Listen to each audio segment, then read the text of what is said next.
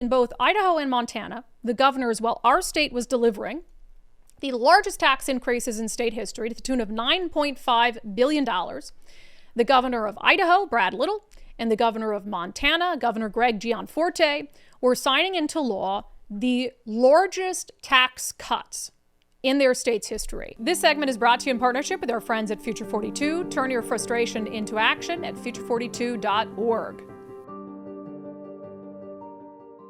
I mean, I'm not going to move. I'm not moving to Idaho. I'm not moving to Montana. I love both places. But to be going through this whole whirlwind of, oh my gosh, all the budget issues here, $16 billion budget deficit, $9.5 billion in new taxes, and then to see the headlines out of Idaho and Montana, it's depressing. Like, what have they figured out that we can't figure out? I guess I don't understand it. This is from Montana Free Press. Gianforte signs $278 million a year income tax measure. Republican-backed measure cuts the state's top bracket tax rate to 5.4% and extends a lower rate to more middle-income taxpayers. Governor Gianforte himself joined us on Sundays with subscribers to talk about how they accomplished it. Since I've come into office a little over 4 years ago, we've reduced our income tax rate 3 times. And we're not done because let's face it, the money belongs to the people, not government. We've been fiscally responsible. We haven't grown state spending. And as a result, we've been able to lower taxes every legislative session. What do you think is the philosophical difference there? Because Washington, we're not hurting for money when it comes to our economy. You know, we've got a lot of people in tech sector here. We've got money rolling in, but then we turn around and we're facing, even when we have no economic hardship, we're facing a $16 billion budget deficit. Then they just passed the $9.5 billion in new taxes. So we're not too far apart geographically. What do you think philosophically is the approach that allows you to cut taxes while ours grow? Government is not the solution to every problem. There are things government has to do. I mean, you need law enforcement. There's infrastructure that has to be put, water, sewer, roads, bridges. We need to fund our schools properly. But it is not the answer to every problem. So we've made it a point in each of the legislative sessions to grow our budget significantly less than the rate of inflation. In fact, in my first 2 years, our state spending went up less than 1%. And as a result, we ended up with a multi-billion-dollar surplus. We sent a check for almost $4,000 back to every Montana family in the form of rebates and reduced the long-term permanent tax rate as well. We've cut the top income tax rate by 1.5 full percentage points since I've come into office, and we're not done. I think we can do more. Adam Smith originally said the purpose of government is, first, make and enforce the laws, and let's keep it simple. It's like, you steal my stuff, somebody has to come and take you and put you in jail. Secondly, infrastructure. Thirdly, national defense, which is mostly a federal obligation. We have an obligation in education. Milton Friedman added a fourth one. We really inherited it from the FDR administration, the Great Society last century, that a social welfare system to support people that can't take care of themselves. The problem is people want to extend that social safety net to everybody and their brother. And if everybody climbs on it, as Margaret Thatcher said, you just run out of other people's money.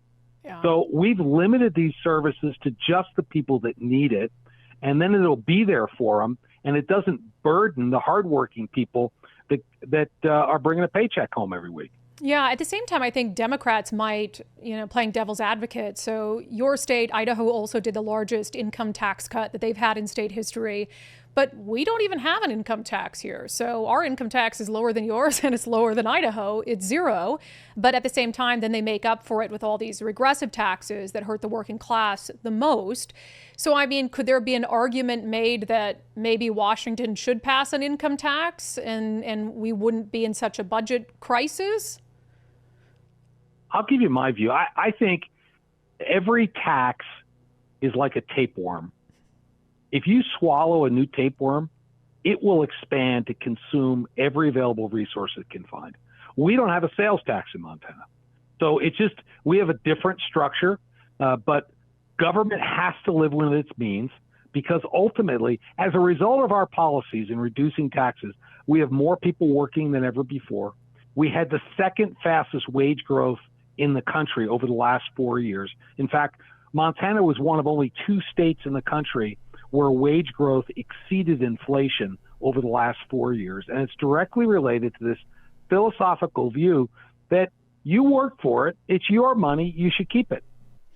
That's part of our conversation with Montana Governor Greg Gianforte on Sundays with Subscribers. If you'd like to become a subscriber, you can sign up, undividedpod.com, undividedpod.com. Catch all those Sunday shows, which are exclusive to our supporters. It was a great conversation with him. You know, it's interesting to just get a sense of the differences between, really, I mean, there's a lot of obvious differences, but when you're not, for instance, so obsessed with the ideological issues, when you can focus on just the core tenets of government, and we can do that here. We should be doing that here. We absolutely can be doing that here. But think of how much time this legislative session was focused on helping illegal aliens, get early pardons to make it less likely that they're deported, to get help with legal services if they're facing deportation, individual, stuff around transgender rights and all of this. I mean, they want to fight these ideological battles here because they don't want to focus on the bare bones of government because it doesn't allow them to tax as much. And because I think then they have to come face to face with some of their failures on the budget front. And, the core things that government should be concerned about: public safety, worse off than it's ever been before; schools, worse off than they've ever been before; transportation. I mean, all of these areas where they should be having a singular focus, they're failing. And so leaning into these ideological issues, I think, gives them an avenue where they can still appear as champions and do-gooders while they do bad in so many other places. So it really is just a philosophical difference. But it was also interesting. I didn't realize that he was the first Republican governor in many years in Montana. And there was a point in time not too long ago where most statewide elected officials in Montana were Democrats. And so they've seen this real change where now I think of Montana, I think red, red, red. And that's just hasn't been the case. And they have some blue pockets. We talked about this too. They have some blue pockets, certainly in Montana, where some of these culture war issues pop up from time to time. But to be able to focus on just what government should be delivering, not what people want maybe from the government, has allowed them to make a tax cut there that's going to be pretty significant for their citizens. So a little bit jealous. Still not going to move there, going to continue to fight for Washington State. But it's interesting to know that it can be done. And as much as they complain about Donald Trump here and what he's doing to our budget and tariffs, clearly there's other states that are able to weather it just fine and deliver tax relief to their citizens. That segment was brought to you in partnership with our friends at Future 42. Speaking of fighting for the state of Washington and to try to turn things around, that's exactly what future42.org is doing all the time. So sign up for their newsletter, be alerted to opportunities to get involved. Future42.org.